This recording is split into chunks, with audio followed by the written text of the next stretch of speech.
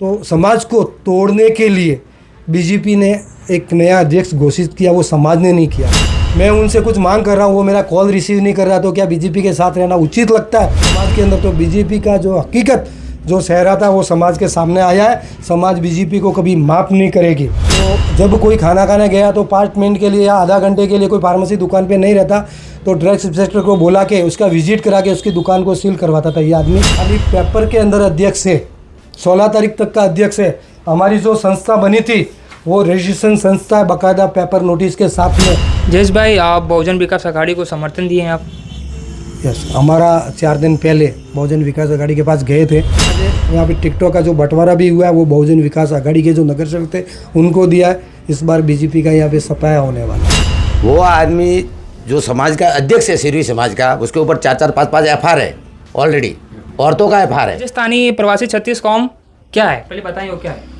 नमस्कार, मैं आपको बताना चाहता हूँ कि राजस्थानी प्रवासी छत्तीस कौम परिवर्तन सेवा संस्था, ये हमारे राजस्थान की जितनी जातियाँ आती है वो सबको मिलके एक छत्तीस कौम बनाया है। ये संस्था को बने हुए 2 साल होने को आया। 2 साल के अंदर ये संस्था ने बहुत बड़े बड़े आयोजन किए। छत्तीस कौम बनने से एक समाज को एक उम्मीद की किरण जगी है।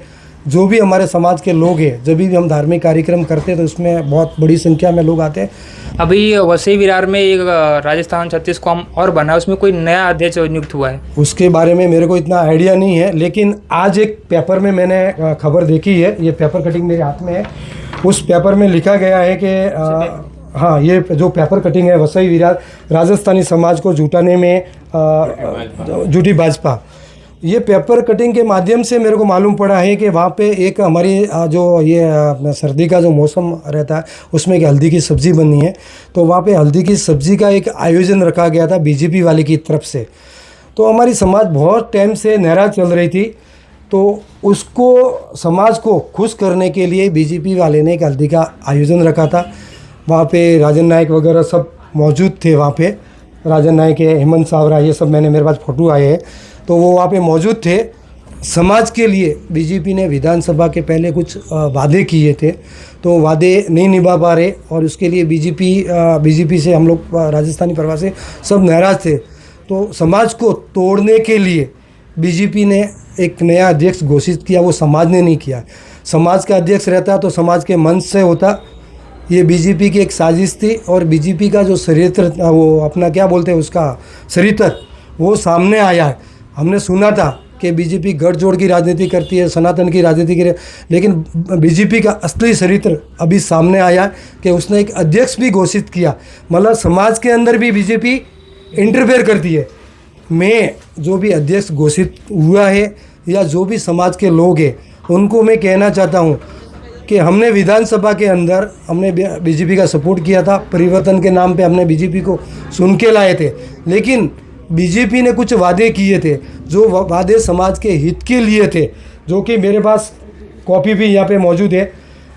जब बीजेपी आई यहाँ पे सुन के आई तो उन्होंने सामने से बोला था कि मनपा के अंदर आपको 5 नगर सेवक दूंगा, राजस्थान भवन आपके बना के दूंगा, गौ माता के लिए रास्ता दूंगा, आपको जो गौ माता के वहाँ पे जो जाते भक्त लेके शुद्ध पानी की व्यवस्था करके दूंगा। तो मैं समाज के लोगों को भी ये मैसेज देना चाहता हूँ कि आप एक गौ माता के लिए रास्ता नहीं बना के दिया तो हमने बीजेपी को समर्थन नहीं किया, और आप लोग ने समाज के साथ में एक गद्दारी करके इस तरह छत्तीस कौम बनाना उचित लगता है कि आपको? ये हर शहर के लिए हमने जो अभी हुआ था, हाँ, वहाँ पे अगर डेथ हुई थी तो हमने उनका न्याय मांग रहे थे। हम उनके न्याय के लिए अगर विधायक के पास जाते हैं, हमने राजन नायक को दिया गौशाला ठिकानी पानी व रास्ता लाइट व्यवस्था करने के लिए, अगर ये हमने गौ माता के लिए मांगा है उससे बरोबर है। इसके बाद हमने पानी मांगा है वहाँ से विधायक जी से।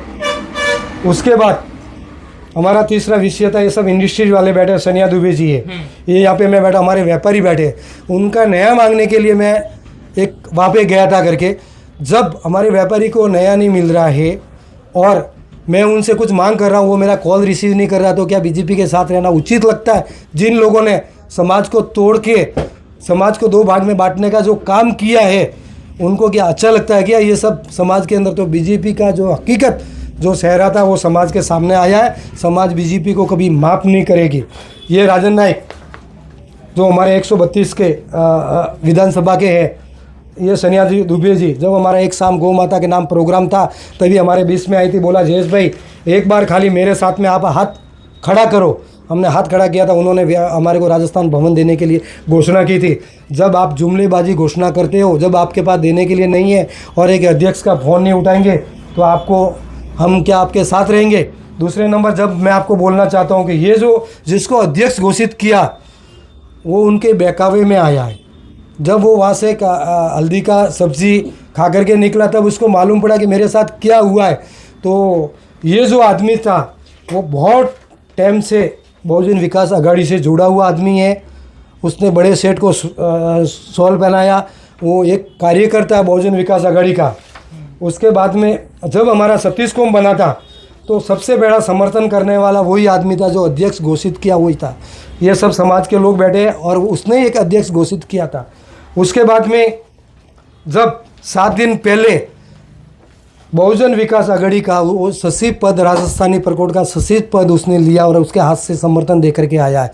कहीं न कहीं ये आदमी के साथ में वो लोग ने विश्वासघात किया है, समाज को तोड़ने की काम किया है, तो उसको समाज कभी माफ़ नहीं करेगी। और इसमें मेन जो भूमिका में है वो उसमें ये हमारा एक सोहनलाल चौधरी है।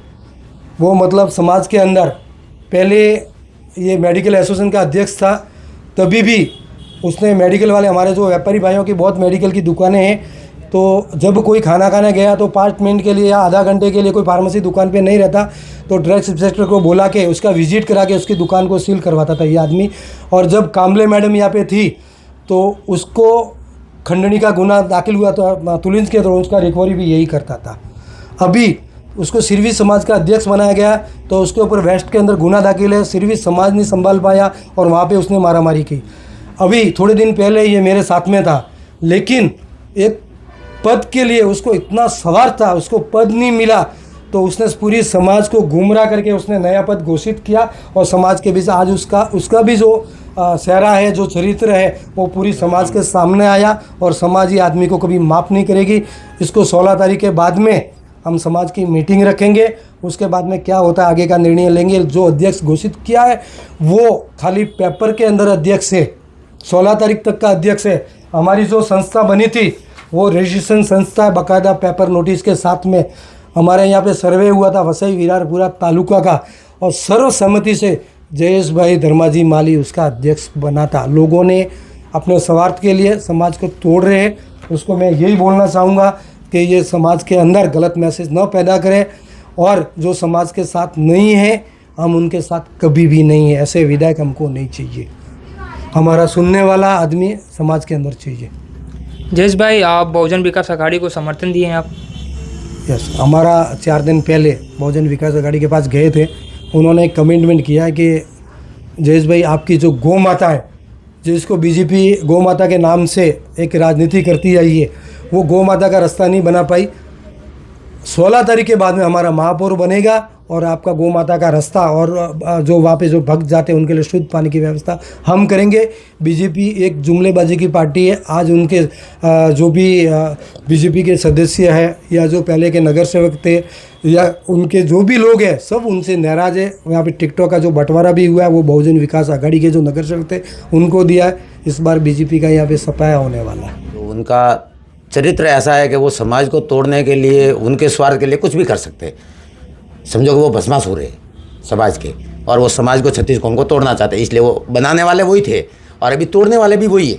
मुझे उनका स्वार्थ इधर पूरा नहीं हुआ अकेलों का, तो इसलिए वो दूसरी अध्यक्ष घोषित कर रहे हैं। और वो आदमी जो समाज का अध्यक्ष है सिरवी समाज का, उसके ऊपर 4-4, 5-5 FR है ऑलरेडी, औरतों का FR है। ठीक है, मेरे ऊपर उसने अंश किया था, मेरी वाइफ के ऊपर किया था। अभी 16 तारीख के बाद उसको मालूम पड़ेगा कि समाज को तोड़ना, लोगों को परेशान करना, दुकानों पे कब्जा करना कैसा होता है, उसको अभी मालूम पड़ेगा। उसने दुकानों पे कब्जा किया हुआ, लोगों के दुकानें उन्होंने हड़पी हुई है, प्रूफ है मेरे पास सब। ऐसा 16 तारीख के बाद प्रूफ भी दे देंगे हम लोग। राजस्थानी 36 कौम जो है सब बीजेपी की तरफ है। देखो, वो मन से एक बंदे ने बोला कि राजस्थानी प्रवासी सब बीजेपी के साथ है और सब राजस्थानी, वो उसका एक निजी स्टेटमेंट हो सकता है। राजस्थान के अंदर 15 सालों से कांग्रेस की सत्ता थी, तो ये उसका कहीं न कहीं गलत होगा कहना कि हम बीजेपी के साथ हैं। आज जो हमारी समाज के साथ है, समाज उनके साथ है, और ये छत्तीस कोम जो भी है एक सत के नीचे एक मंच पे है। और मैं आपको ये कहना चाहता हूँ कि हमारा जो समर्थन है बहुजन विकास आघाड़ी को है। आप अपने समाज छत्तीस कौम को राजस्थानी वसई विरार में क्या कहना चाहेंगे? क्या नया मैसेज देना चाहेंगे कि दो अलग अलग छत्तीस कौम बन गए हैं? नहीं, वो छत्तीस कोम है ही नहीं, वो खाली एक बीजेपी की तरफ से बनाई गई एक छत्तीस कोम है जो कि पार्टी ने बनाई है कि हल्दी खाने के लिए बुला के वहाँ पे। वो छत्तीस कोम नहीं है, खाली पेपर पे है, वर्कशॉप ग्रुप में हो सकती है। हमारी रजिस्ट्रेशन संस्था है और इस संस्था को कोई तोड़ नहीं सकता। अगर आगे से ऐसी अगर किसी ने गलती की है तो बाकायदा उसको छत्तीस कोम के नाम का नोटिस जाएगा और उनसे हम जवाब मांगेंगे।